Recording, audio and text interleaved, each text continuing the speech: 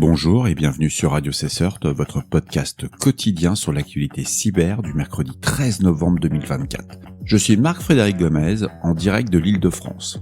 Au programme de cet épisode, le ransomware Ymir, un petit nouveau.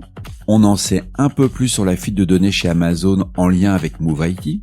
Sortie du rapport de l'agence américaine, la CISA, sur les vulnérabilités exploitées en 2023.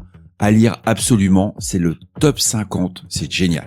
Le CERT-FR nous informe que des vulnérabilités ont été publiées dans les produits Citrix, Synology et NetApp.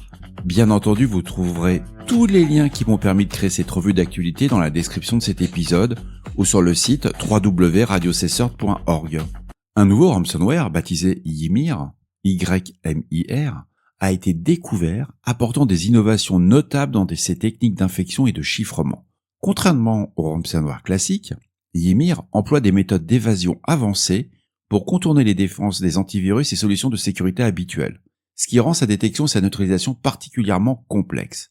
Ymir va utiliser des vulnérabilités non corrigées pour pénétrer les réseaux cibles, compromettant ainsi les données de manière irréversible, sauf en cas de paiement de la rançon demandée, ce qu'il ne faut jamais faire. Bienvenue à ce petit nouveau, mes chers collègues. On a un nouveau petit garnement dans la cour.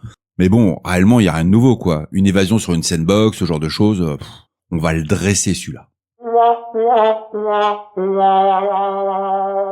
Dans la suite de la fuite de données chez Amazon, que vous avez parlé hier, celui-ci a annoncé que des données sensibles de ses employés ont été compromises suite à l'exploitation d'une vulnérabilité dans MoveIT, un logiciel de transfert de fichiers. Cette faille repose sur une vulnérabilité, la CVE 2023-34-362, permettant aux attaquants de contourner les mécanismes d'authentification. Amazon a précisé une nouvelle fois que bien que les systèmes internes n'ont pas été directement compromis, les données exposées pourraient fournir aux acteurs malveillants des acteurs utiles pour mener des attaques plus ciblées à l'avenir.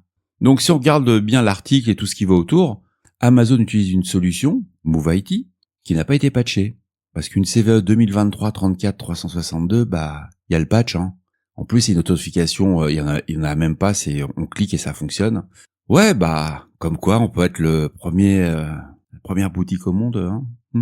Faut patcher.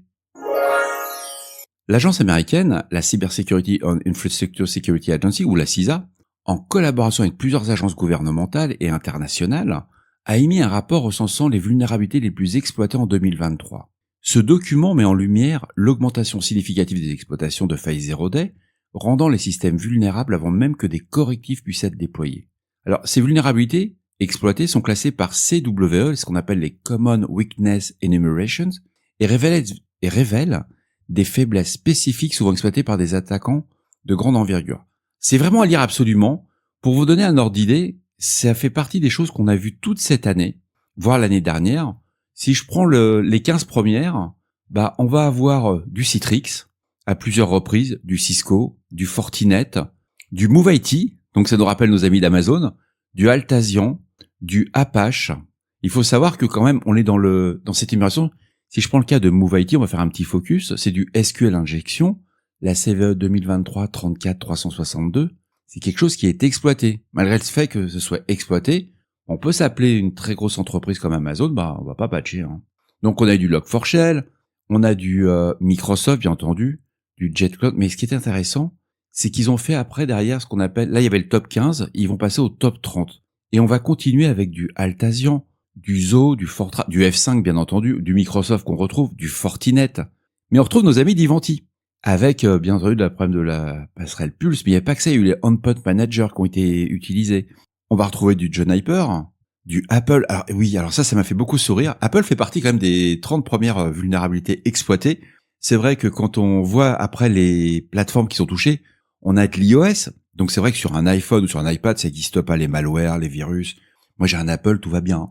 On a du macOS, du watchOS, on a du imageOS. Donc si vous avez un e-bidule ou une machine Apple, vous êtes aussi ciblé que quelqu'un qui a du Windows. On trouve un peu de Red Hat, du Altasian. Donc à lire, je vous ai mis le lien. Si vous avez quelque chose vraiment à lire ce matin, c'est ce document. En plus, vous allez pouvoir aller voir votre DSI, vous allez pouvoir discuter entre collègues et dire bon, est-ce qu'on est dans la liste ?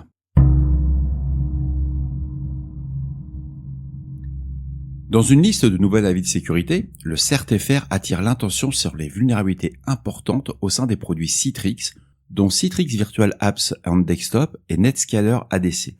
Ces failles, identifiées sous les références CVE 2024-8068 et la CVE 2024-8069, permettent aux attaquants de réaliser des exécutions de code arbitraires à distance, une élévation de privilèges non autorisés ainsi que des attaques de déni de service. Citrix a publié des mises à jour pour corriger ces failles et recommander leur application immédiatement.